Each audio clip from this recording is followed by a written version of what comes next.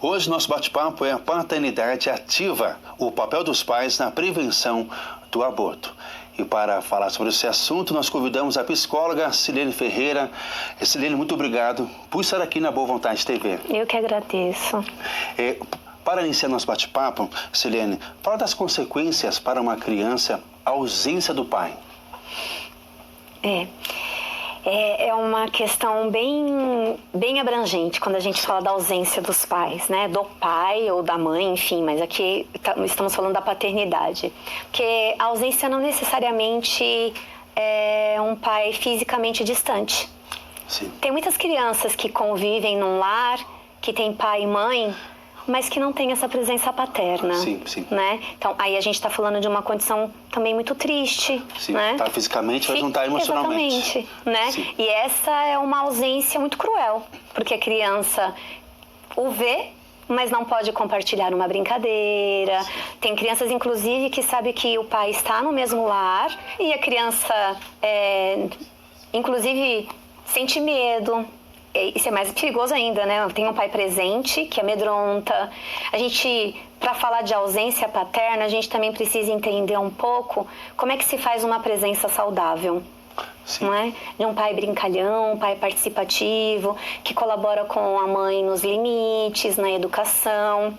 E a gente pode entender que isso tudo é função paterna. E a ausência do pai fisicamente e emocionalmente pode trazer sequelas? Pode, né? Porque é muito bom ser amado. Sim. É muito gostoso, né? Ter o abraço de um pai, poder compartilhar do carinho do pai. Eu te amo. Eu te amo. Receber o eu te amo também. A gente precisa... Por que eu disse a princípio que é complexo? Muitas vezes esse pai não está presente porque esse casamento já foi desfeito, não existe mais um vínculo com a mãe, mas também muitas vezes esse pai não está mais presente porque simplesmente ele não existe mais, ele faleceu. Então a gente precisa pensar de várias maneiras, de várias formas que essa ausência pode acontecer. Se for um falecimento, a criança precisa ter o respaldo profissional para poder elaborar o luto, porque é muito doloroso. Que é a saudade. A saudade, a perda de um ente querido, exatamente, né? A criança sente saudades desse pai. Se for um rompimento familiar, então os pais se divorciaram. É muito interessante a gente deixar claro o seguinte: existe ex-marido, mas não existe ex-pai. Não é? E tem muitos pais que sofrem, inclusive, porque querem pertencer, querem compartilhar, né? Querem poder, mesmo separado da ex-esposa, dessa mãe, querem compartilhar a guarda, querem estar juntos. A princípio, a própria lei decide, né? A tratativa é uma separação conjugal, as crianças ficarão com guarda compartilhada. Mas a gente sabe também que existe o contrário disso. Então, quais são as consequências? É muito triste estar distante de quem a gente ama. Sim. Né? Isso pode implicar no rendimento escolar, né? Prejuízos dentro da escola, dificuldades para se socializar, para ter amigos, porque a criança fica envergonhada, fica triste. Perfeito, Silene. Quando o pai e a mãe optam pelo aborto, quais são as consequências psicológicas para o casal, para ambas as partes? Bom, primeiro que essa opção... primeiro, a gente já sabe que a própria legislação prevê, né, que pode acontecer, sim, o aborto em caso de estupro ou em caso onde a mãe corre risco de morte. Hoje, me parece que tem uma flexibilização maior pela legislação em casos de ancéfalos também. Certo. Crianças que são geradas e, por algum motivo, não têm o cérebro. Certo. Então, é considerado natimorto e, nesse caso, é previsto por lei também, a lei permite. Por qualquer outro motivo, a gente está falando de algo que a lei não permite. Essa mulher, ela vai se sujeitar a fazer esse aborto de uma forma ilegal, muitas vezes em clínicas clandestinas, onde não se tem um mínimo de higiene.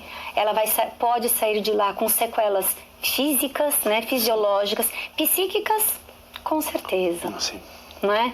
Por isso que eu sempre digo que falar de aborto é aborto hoje, para mim, né, no meu ponto de vista, já está dentro de uma proposta de saúde pública.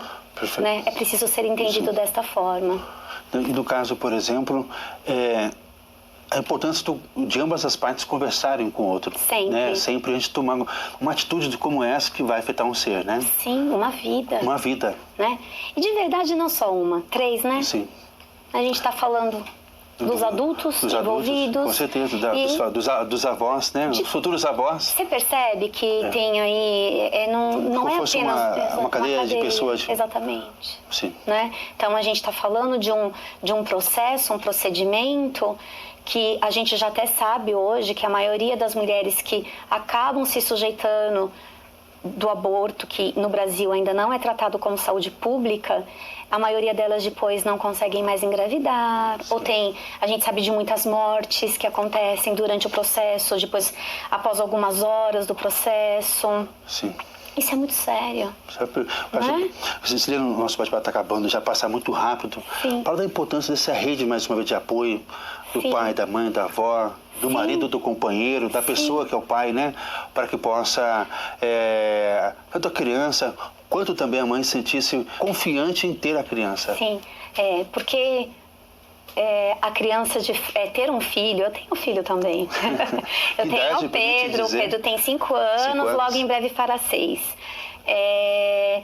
Gente, educar é muito trabalhoso, Sim. né? Então, assim, o dia a dia, a nossa rotina, a gente trabalha fora, a gente tem uma casa onde a gente colabora na arrumação, na organização e tudo mais. A gente precisa, quando eu disse no início, né, não apenas fisicamente ser presente, mas ser presente emocionalmente. Então é chegar do trabalho, sentar no chão, brincar de massinha, de carrinho. Eu brinco de carrinho, de gol, porque no meu caso o Pedro adora brincar de gol e gosta de brincar de massinha também.